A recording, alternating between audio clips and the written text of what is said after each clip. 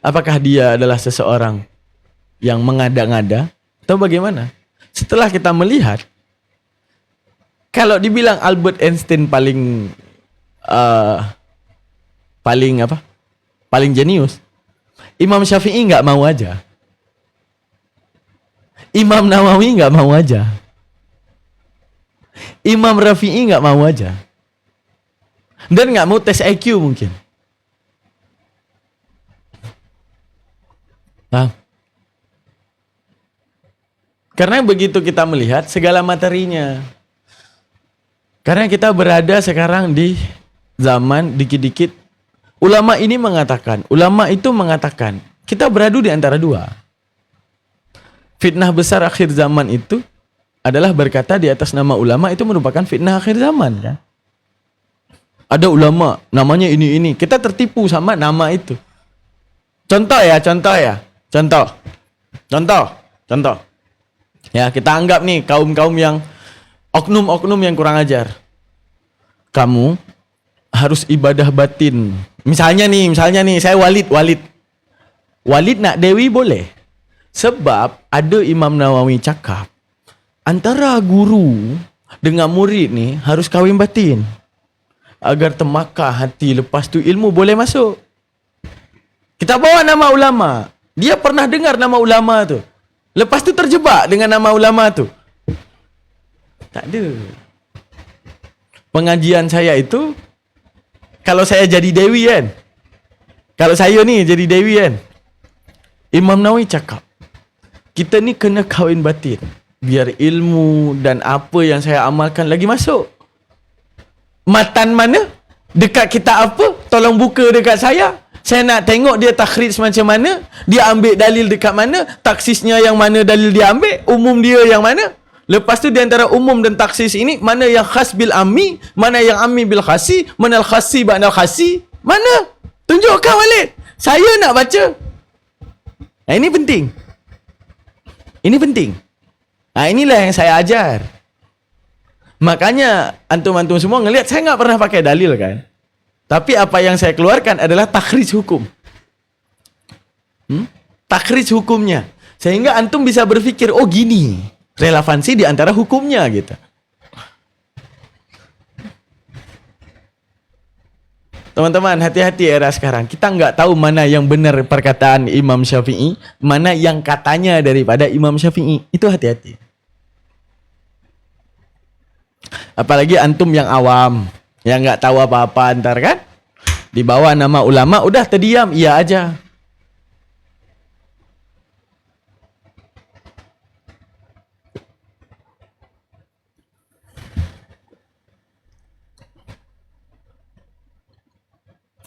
Kalau meninggal ahli fuqaha makin goyang, iya karena kita, susah ya. Udah susah bang makhluk lemah di zaman ini. Kita zaman dalil. Dia nggak tahu sulingan dalil itu dari mana. Makanya saya bilang, tasawuf itu kalau Anda baca kitab saya Majalis Susaniyah ya biasa aja. Namun ketika kita menyulingnya dalam badi'ah, ma'ani, bayani, ya, sastrawinya, maknanya padat. Kayak contoh gini, Rasulullah bilang nanti di mahsyar dihadirkan seorang nenek tua. Nenek tua itu kenapa dengan bumi? Dia bilang ini ada bumi, dunia nanti dihadirkan di padang mahsyar dalam bentuk nenek tua. Kan kalau kita pikir, oh berarti dia bentuknya nenek tua. Enggak. Dalam ilmu balaghah ada yang namanya istiarah. Ada yang namanya tasbihat dan alasan diserupakan. Saya bilang gini, saya ngomong, aku tadi sholat di samping kambing bau kali. Artinya ada orang yang kita umpamakan untuk kambing. Alasan kita umpamakan karena dia bau atau karena dia belum mandi. Punya alasan. Kalau saya bilang gini kenapa? Kalau saya bilang gini boleh nggak? Saya bilang gini. Aku tadi sholat di samping kambing. Wah, wangi kali badannya. Dia harum banget pakai parfum. Cocok nggak? Coba saya bilang, cocok nggak kalau saya bilang kayak gitu? Saya tadi sholat di samping kambing. Kenapa? Wangi banget dia. Enggak, bukan ngejek, ini beneran. Kita ambil dia sebagai perumpamaan kambing, tapi yang kita maksudkan wangi. Ini nabrak, enggak cocok. Artinya setiap perumpamaan ada maksud.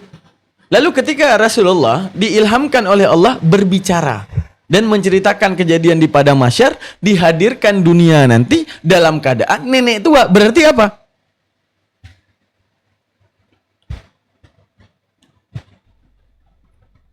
Berarti apa? Dunia bagaikan nenek tua. Apa?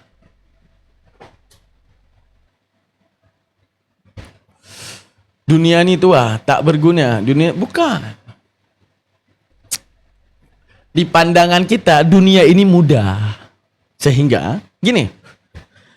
Berarti Rasulullah hadirkan dunia, bukan Rasulullah. Allah hadirkan dunia nanti dalam bentuk nenek tua. Menghadirkan sesuatu untuk memukul kenyataan. Paham gak maksudnya? Paham gak maksud saya? Kita gini. Kita kalau mau lihat dunia mau lihat apa? Nggak tahu kan mau lihat apa. Kalau lihat ke depan tembok, lihat ke sini laptop, lihat ke sini meja, lihat ke belakang langit, lihat ke atas langit. Dunia apa yang mau kita lihat? Kalau bukan hanya sangkaan seakan dunia ini mudah. Apa? Buktinya tak ada yang takut mati selagi hidup. Nangkap maksud saya? Kalau kita ingin melihat dunia, apanya yang mau kita lihat? Nangkap? Sehingga Allah nyatakan dunia dengan satu bentuk. Paham maksud saya? Mau lihat dunia, mau lihat apa? Hah? Lihat depan, dinding. Lihat kanan, kulkas mungkin. Lihat ini, meja mungkin. Lihat belakang, kipas angin mungkin. Lihat ke atas, langit mungkin, genteng mungkin. Lalu dunia apa? Kalau bukan setiap manusia yang hidup di muka bumi ini menyangka dia ini selalu muda. Sehingga Allah hadirkan dunia yang tua. Kenapa dunia selalu muda? Teman-teman, otak kita udah mikirin ini 1 tahun ke depan, 2 tahun ke depan, 8 tahun ke depan, 9 tahun ke depan. Udah mikir kan? Semudah itu dunia di mata kita. Antum, kalau masih anak SD, masih main, mama minta jajan, aku mau main bola sama teman-teman. Besok kita mikir lagi main. Artinya kalau kita masih muda, untuk memikirkan mati ini jauh. Sehingga Allah hadirkan di padang mahsyar bentuk nenek tua. Lalu semua yang lewat di mahsyar nggak mau menoleh karena buruk rupanya. Paham?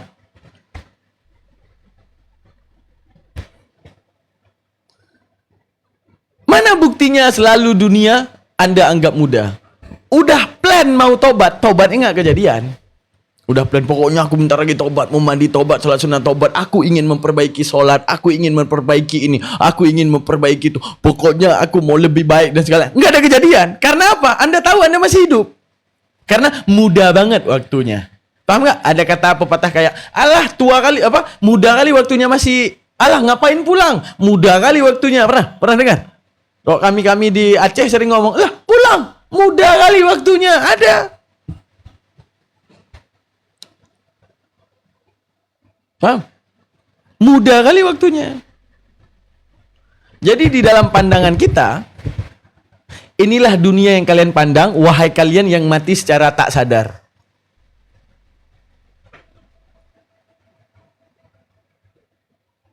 Paham? Ini orang yang berjalan di mahsyar, rata-rata adalah orang yang matinya nggak sadar. Apa matinya nggak sadar?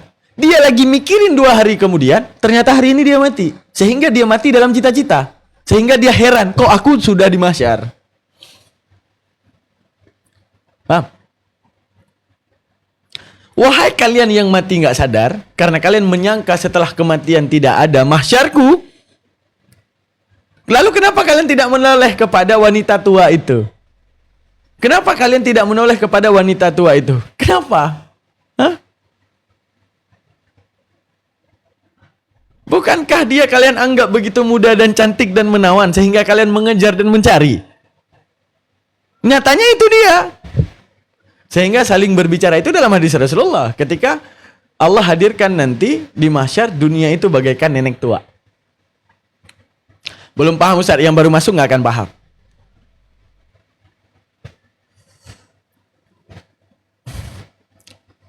Ini, di mata kita dunia ini nggak tua.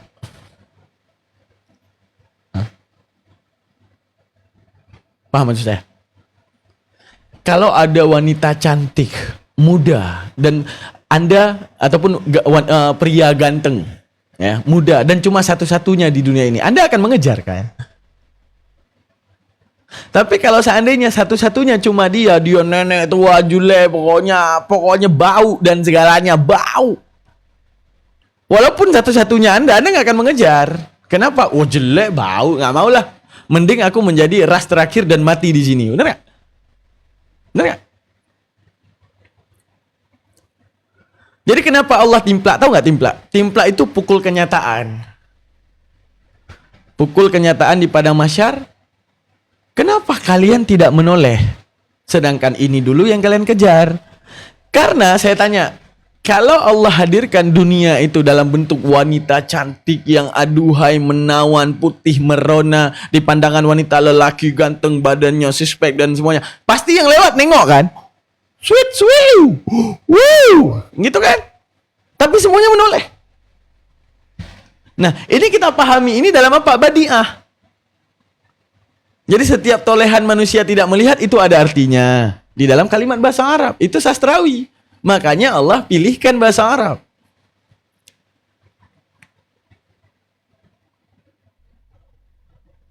Maksudnya mungkin inilah dunia yang kau kejar. Sesungguhnya hanya nenek tua. Betul. Betul. Jadi Allah sedangkan akan menampakkan kepada kita. Yang mana dari nenek tua yang ini kalian lihat? Yang mana yang kalian cari dari dunia? Paham maksudnya? Wahai kalian orang yang matinya nggak sadar karena menyimpan cita-cita dan mati dalam keadaan putus segala cita-cita.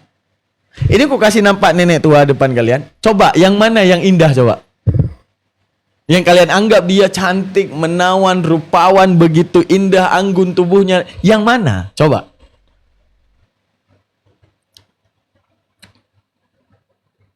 Karena kalau kita sadar, memang nggak ada indahnya di sini. Kenapa nggak ada indahnya? Pagi kita menangis, sore kita udah ketawa. Dalam tangis ada tawa, dalam tawa ada tangis. Sehingga nggak jelas. Lagi ketawa, hahaha, pup, meninggal anak, nangis sore. Padahal tadi pagi baru siap dapat uang 50 juta. Orang bayar utang. Sore udah meninggal anak, sedih.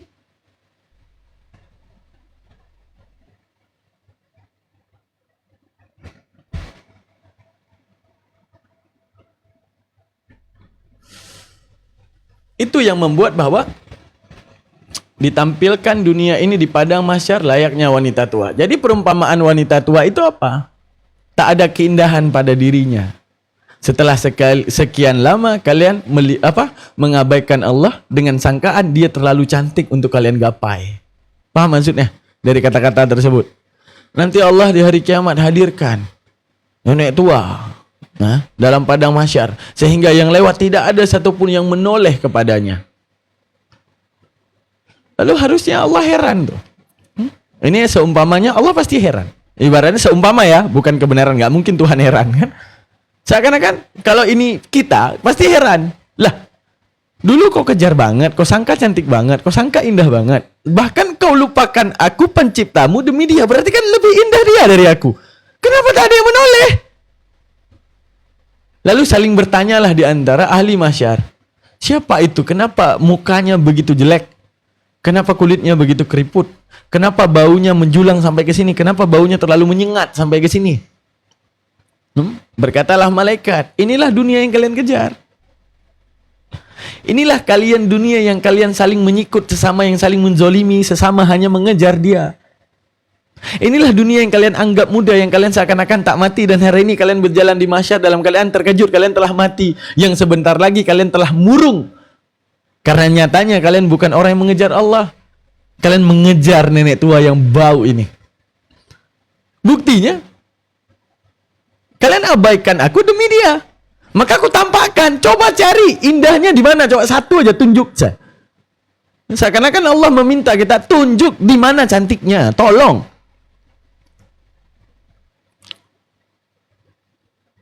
Yang baru masuk nggak akan paham. Ini ilmu sastra, nggak akan paham. Yang lain yang udah dari tadi paham nggak? Jangan saya capek merepet. Nanti di depan antum semua udah kayak Cina jualan obat. Saya udah kasih tahu di antum udah kayak Cina jualan obat. Kung leng xi fou, ke heng hao he, xiao feng xi xi, sao feng lang feng xi xi feng feng bao le, xiao hu he heng lao, fou he lao hu xing xi bu feng xing hao hu heng la. Tak ada yang paham. Capek kita ngomong. Di pikirannya ini apa nih, Cina jualan obat bagaimana? Saya udah jelaskan menjadi renungan bahwa Allah akan timplakan kita di mahsyar ketika kita terlalu menganggap rendah dunia. Sehingga orang yang baru masuk di sini mendengarkan Kak, Swadika, Kum, Sawadi Mei nakap lei, nakap pang net, nakap loi peng terketang boy, benang hai, ho kheng lao hu, fang beleng nakap nei, lekap pong pong ไปน้องแอ่งนะครับลายถงหลังโถยมามังคือลายมันต้องขอบนายปเป็นนั่นกันนะครับเลย capek kita ngomong. Tapung ka, sawari ka.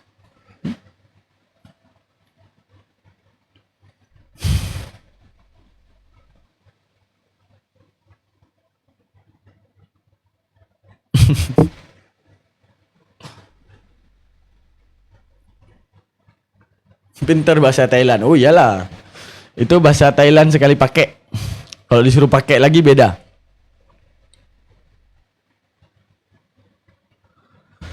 Nah, gitu dia. Terus dunia yang dihadirkan nanti di hari kiamat digambarkan lagi. Inilah dunia yang hadir. Tampakkan. Siapa? Kenapa kalian tidak menoleh? Bukankah ini yang kalian kejar? Tolong tunjukkan di mana cantiknya. Dan dunia itu. Dan dunia itu digambarkan dengan keadaan dia itu bau. Bau. Udah tua dia bau. Sangat menyengat. Sehingga setiap orang jangankan menoleh, akan menutup hidung.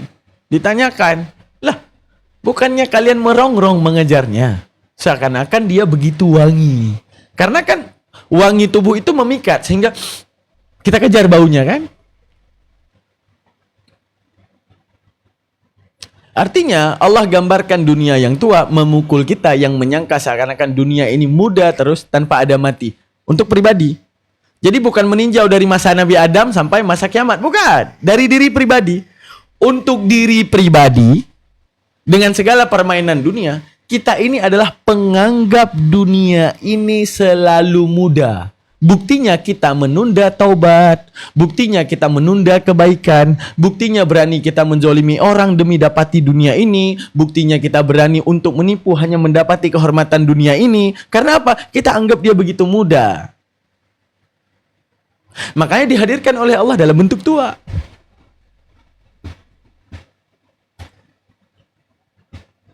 Nangkap di sini.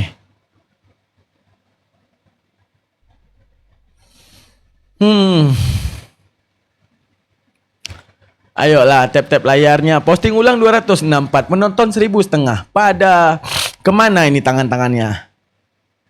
Ayo absen dulu. Nah, ini belum lagi perumpamaan. Ini kalau di dalam bab wajah tasbih, ini masuk dalam wajah tasbih yang murakab. Nggak percaya? Anda beli kitab namanya Majalisus Saniyah. Coba Anda baca. Allah hadirkan di hari kiamat. Dunia hadir dalam keadaan nenek tua, berbau menyengat, punya gigi taring, matanya juling. Udah, gitu aja. Akan tetapi kalau kita melihat para ulama menyulingnya dalam ilmu sastra, ngeri. Yang tadi saya jelaskan, ngeri. Makanya kalau ada kaum yang datang, bang mana dalilnya? Serah kau lah. Karena kita menyuling dalilnya, bukan sekedar dalilnya doang. Paham? Udah. Saya bilang lagi. Dunia itu, ketika ditampilkan Allah dalam bau menyengat, ini memukul apa? Memukul hausnya kita akan potensi duniawi dan melupakan Allah demi wanginya dunia. Seakan-akan akhirat itu terlalu bau. Paham maksudnya? Nih. Nah, Anda berada di tengah-tengah. Ada 2 lorong. Oke, ada 2 lorong. Satu lorongnya bau apa? Jangan bau kue. Nah, bau minyak wangi kita. Yang ini, siapa yang udah datang nih?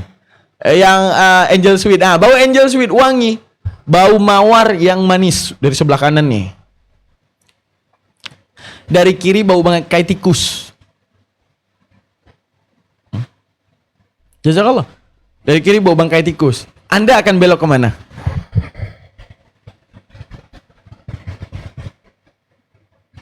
Punya saya udah sampai, gimana Kak Ella, review dulu. Angel Sweet gimana? Wangi nggak Angel Sweet? Tahan kan 24 jam? Jangan kan 24 jam, 3 hari masih bau, masih wangi dong. Memang wangi, nggak bohong kita, memang wangi. Belok ke Angel Sweet, ke kanan kan? Oke. Berarti ketika ada urusan Allah, yang urusan Allah ini akhirat, dan urusan dunia dan ini sifatnya dunia, ketika kita belok ke arah dunia dan lupakan Allah dengan alasan, nanti bisa diqadha, nanti bisa taubat, nanti bisa istighfar, sebentar lagi, kejar ini dulu, peluang nggak datang 2 kali, kesempatan tak datang 2 kali, hanya kali ini saja. Ada tambahan pekerjaan, duhanya tinggalin aja, ini gajinya lebih besar. Nggak apa-apa, lembur aja, witirnya bisa nanti. Berarti mana lebih wangi di pandangan kita, akhirat ataukah dunia? Seakan-akan kita bangkaikan akhirat ini, dunia ini begitu wangi. Nangkap maksud saya? Allah pukulkan keadaan kita di dunia dengan dinampakkan seorang nenek tua yang bau. Yang bahwa engkau menyangka setiap apa yang dikatakan oleh Al-Quran adalah bangkai itu, sehingga kalian tak mencium. Bau kali Al-Quran ini. Bau kali akhirat ini. Bau kali tentang Allah ini. Bau kali tentang Rasulullah ini. Bau kali tentang perjalanan akhirat ini. Apa yang kita cium ke kanan? Wah, wangi kali gaji ini. Wah, wangi kali ini klien baru ini. Bau uang. Bau kehormatan. Bau jaminan keluarga. Bau sekolah anak pada sekolah yang internasional. Wah, bau disayang istri. Wah, istri bakal senang dengan baju baru. Wah, bau ini. Kita abaikan Allah. Ini bangke kali ini Al-Quran. Ini bangke kali ini bau akhirat. Ini bangke kali ini Allah Ta'ala. Sehingga bau yang kita kejar sana.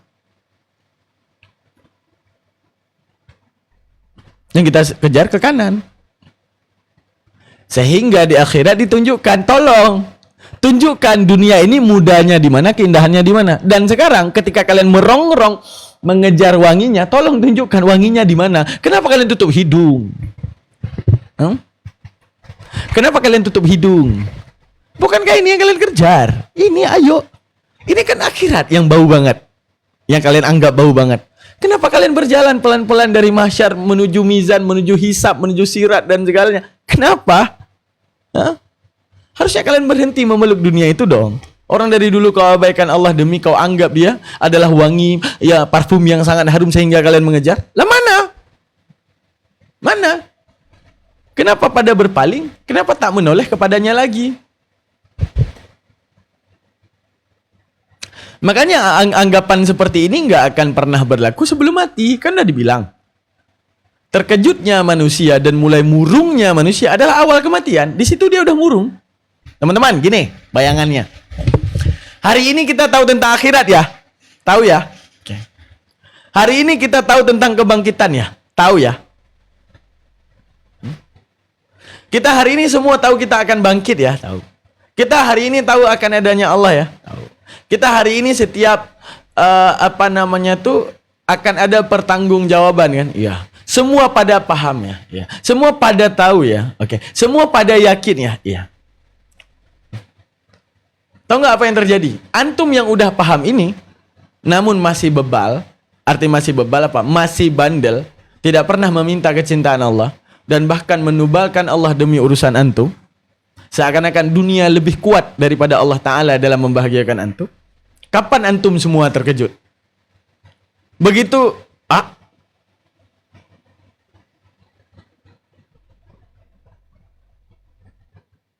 ya Allah, ternyata kebangkitan ada. Teringatlah semuanya.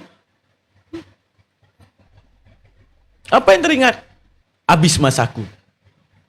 Apa yang teringat? Aku kira Al-Quran bohong. Walaupun aku tidak mengucap. Aku kira ini nggak akan pernah ada. Aku kira perjalanan ini nggak akan ada lagi setelah aku jadi mayat. Aku kira nggak pernah ada.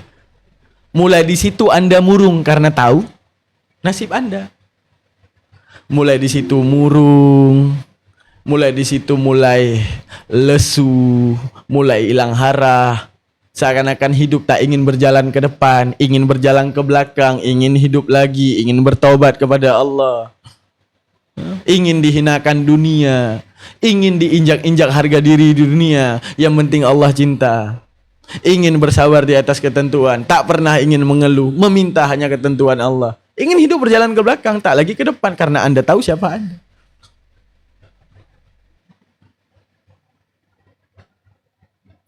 Lalu kemudian, Anda yang tadinya yakin penuh bahwa, enggak lah, aku nggak kejar banget di sini. Orang kaya mati, orang miskin mati, orang yang duduk di kursi raja pun mati, semuanya mati. Lalu apa yang gue kejar? Kalau gue kejar ini, kalau mati ya buat apa? Ujung-ujungnya mati juga. Udahlah, aku punya Tuhan dan aku yakin dia ada. Dia pusatkan cintanya. Begitu dia mati, bangkit. Yes. Jazakallah Bang Khalid. Yes. Bangkit. Ya Allah. Ya Allah. Jiwa yang selamat. Jiwa yang selamat. Dia bahagia mulai dari dipaham akan kebangkitan aja, dia udah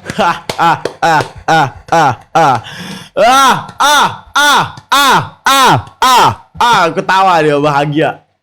Bentar lagi ketemu Allah. Bentar lagi mahsyar nggak akan berat.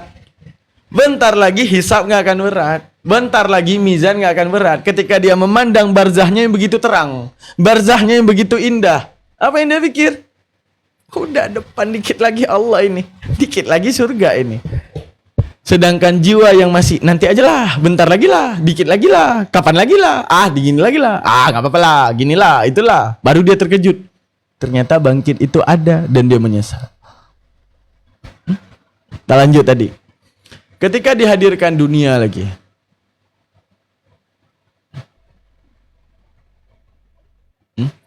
Ketika tadi dihadirkan dunia dengan bau. Yang kedua, dihadirkan dunia dengan taring.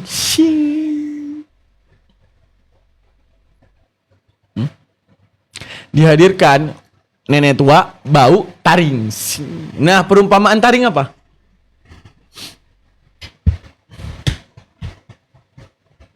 Taring apa?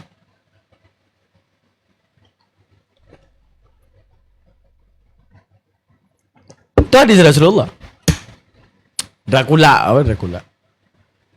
Kejam, buas.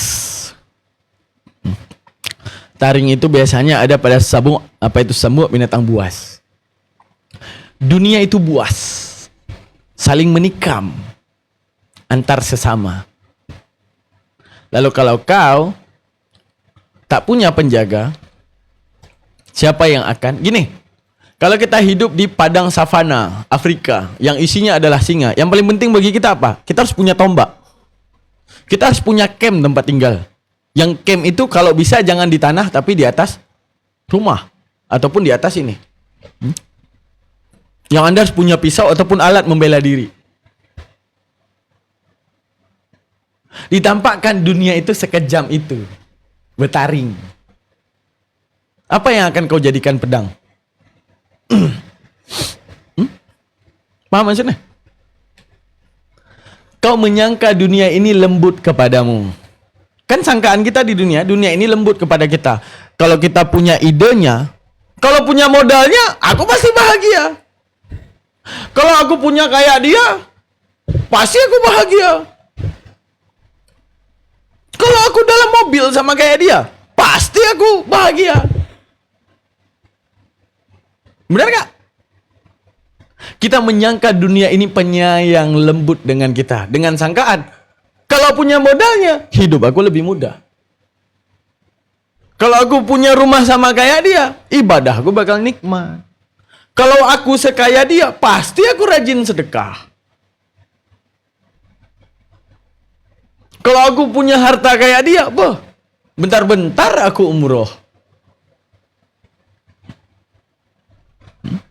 Kita menyangka dunia ini menghadirkan menghadirkan rasa kasih sayangnya, mengelus kita, padahal dia kejam.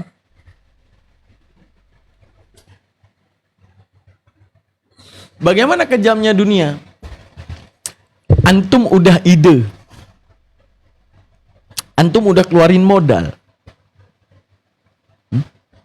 antum udah mikirkan caranya, antum udah listkan perencanaannya, mana yang conteng, mana yang tidak, mana yang tolak, mana yang terima.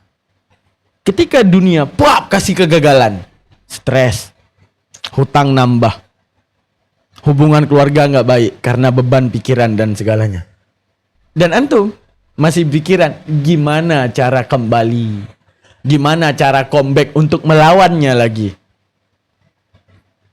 Artinya, ini loh dunia yang kalian anggap lembut, sebenarnya dia sangat kejam kepada kalian, merenggut ketenangan kalian, mengambil segala kepanikan kalian, mengambil segala kegelisahan kalian, membuat kalian putus asa. Namun Tuhan memelihara kalian. Dengan cara apa? Dia nyamankan kalian dalam hidup ketika kalian abaikan si dunia ini yang kalian anggap kasih sayang. Dan kalian anggap cuma Allah yang kasih sayang. Sehingga apa? Yang kayak tadi tuh, masalah, nggak masalah bagi dia. Untung, tak dianggap untung. Santai aja dia dalam hidup. Paham nggak? Kayak tadi saya bilang, bagi orang yang 20 triliun, kalau 1 juta itu masalah, akan masalah. Dia akan cari siapa yang ngambil 1 juta. Ya kan? Bagi orang yang punya 2 juta, hilang 1 juta. Kalau bukan masalah, ya udah. Karena anggapan masalah.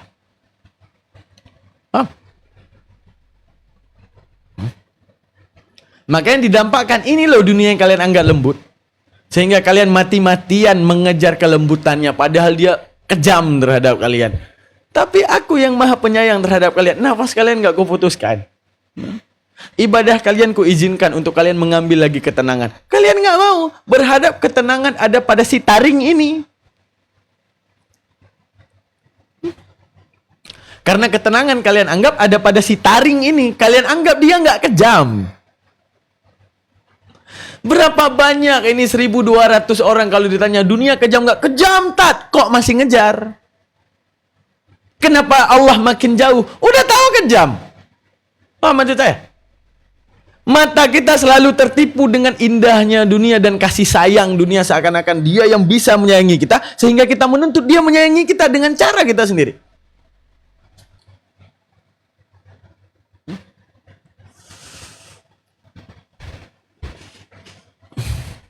Jadi seakan-akan ini taring yang kalian kejar. Kalau kita tanya kepada seluruh manusia, di umur 40 ini, 30 ini, dunia kejam nggak? Wah, kejam. Berat nggak? Berat. Capek nggak? Aduh, lelah. Bosan nggak? Bosan banget. Udah nggak kuat.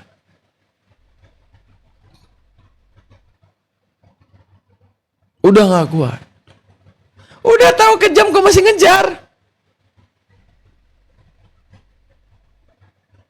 Paham?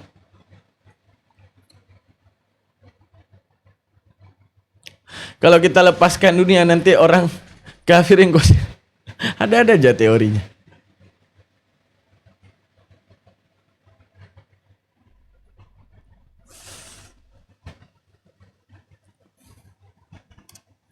Dunia bukan milik manusia, milik Allah. Perang Badar 300 orang. Pasukan kafir 1000-an orang. Allah cuma bilang perang. Tanpa ragu Rasulullah karena percaya akan Allah, nggak mungkin kalah. Kalau Allah udah nyuruh, menang. Ada ya pertanyaan? Paham?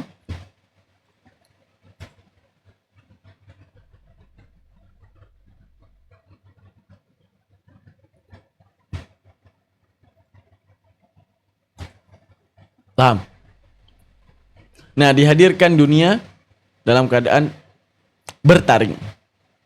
Lalu yang terakhir, dunia itu dihadirkan kepada kita nanti juling. Harus seimbang bang, dunia wal akhirat. Nggak mau. Udah banyak orang yang berniat seimbang dunia dan akhirat, nyatanya dua-duanya dia nggak imbang. Dunia tak dapat, ke Allah tak dekat. Yap. Nangkap maksud saya? Udah banyak orang yang mengatakan imbang, ke Allah tak dekat. Dunia tak dapat. Hidup itu nggak boleh imbang. Seperti orang kafir. Kalau dunia, ya tanpa Allah. Dapat nggak? Dapat. Karena nyatanya nggak boleh imbang. Buktinya siapa? Orang kafir. Ketika antara Allah, lupakan. Siapa Allah itu? Percaya juga enggak?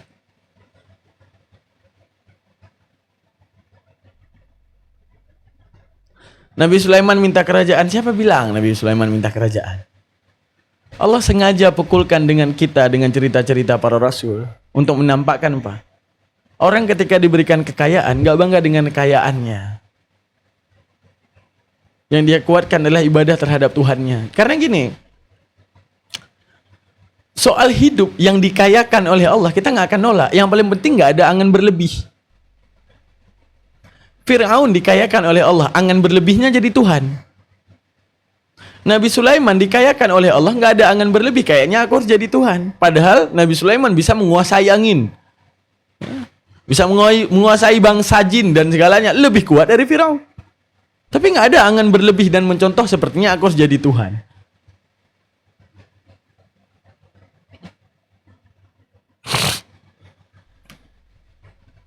Namun Fir'aun ada angan berlebih. Kalau kayak gini kekuasaanku, maka layaknya aku jadi Tuhan.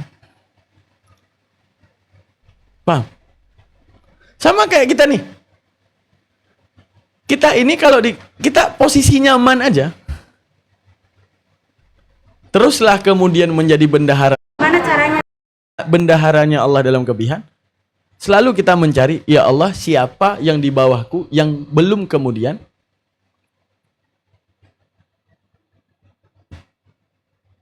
Sufisme. Nggak tahu Sufisme ini paling kuat. Dia bilang Sufisme ini dipakai Belanda untuk surutkan napas jihad muslim bang. Jadi orang Islam di masjid ada. Siapa yang bilang? Gini, logika aja ya. Orang yang kalau udah tertanam tasawuf di dalam dirinya, mati itu hadiah. Nangkap? Mati itu bukan musibah, hadiah. Begitu ada penyuaraan jihad, kira-kira orang yang udah menganggap mati hadiah ini diam aja. Jadi jangan nabrak otak. Jangan nabrak otak. Selama kita belajar di sini sufi, tasawuf, bagaimana jiwa akan kerinduannya akan Tuhan, begitu ada teriakan perang kafir. Dan kafir mulai menyerang. Dia paling depan karena kerinduannya terhadap Tuhannya. Gimana ceritanya orang disuruh di masjid-masjid aja? Enggak, begitu ada kabar ini mati syahid, dia duluan paling depan.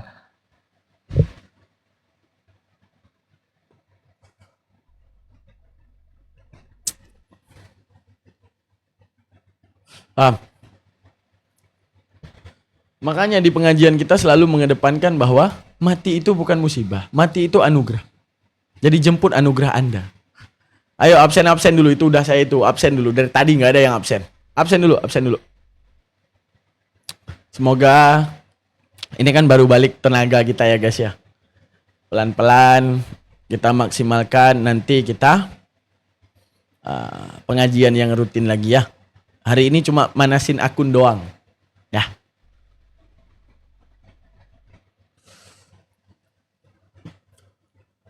Ini yang terakhir. Dunia ditampakkan juling. Nah, ditampakkan oleh Rasulullah. Dunia itu nenek tua, bau, bertaring. Yang terakhir juling. Juling itu gimana? Kenapa juling? Gimana tamsilan orang juling? Mohon maaf ya, kalau ada, mohon maaf kalau ada yang juling. Gimana juling itu?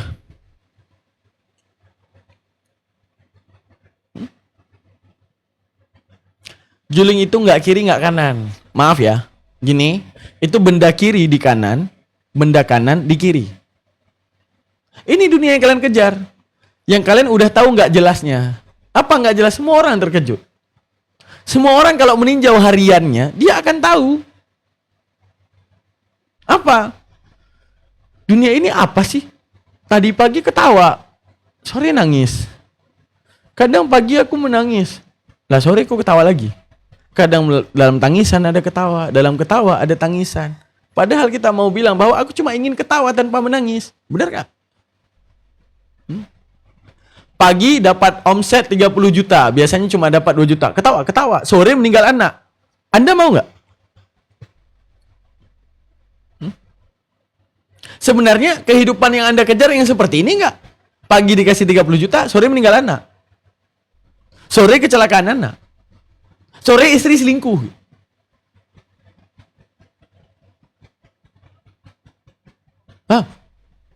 Allah Riri Cihuy baru saja bersedekah 25.000. Sedekah Jumat berkah, semoga sehat-sehat semua. Masya Allah. Itu yang mau dikatakan bahwa dunia ini juling. Makanya Allah langsung buat 2 tempat. Surga dan neraka. Neraka isinya derita tanpa ada bahagia. Dan surga ini yang kalian cari. Yang isinya adalah kebahagiaan tanpa sedikit pun derita. Yang ini loh yang kalian cari. Lalu kenapa kalian nggak mau?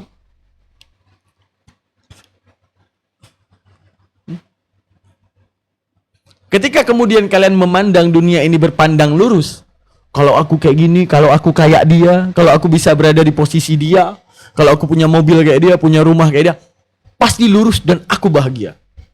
Begitu di posisi dia, oh, kalau di atas ini dapat mobil 2, dapat rumah yang di sini juga bisa, pasti bahagia. Dapat lagi di atasnya, mau yang di sini, pokoknya harus seperti ini. Kalau di atasnya lagi, ini pasti bahagia.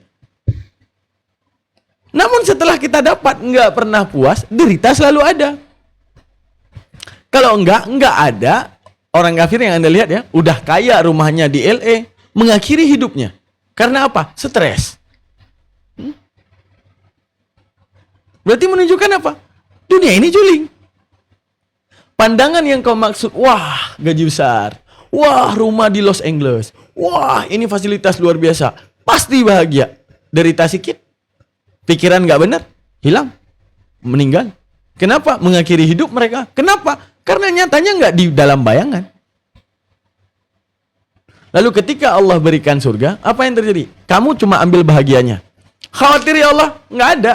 Karena begitu engkau mandi di telaga Al-Kausar, di situ dicuci semua rasa tidak bahagia. Isinya hanya bahagia. Ini yang kalian cari. Dan kalian nggak mau cari, nyari yang juling ini. Silahkan.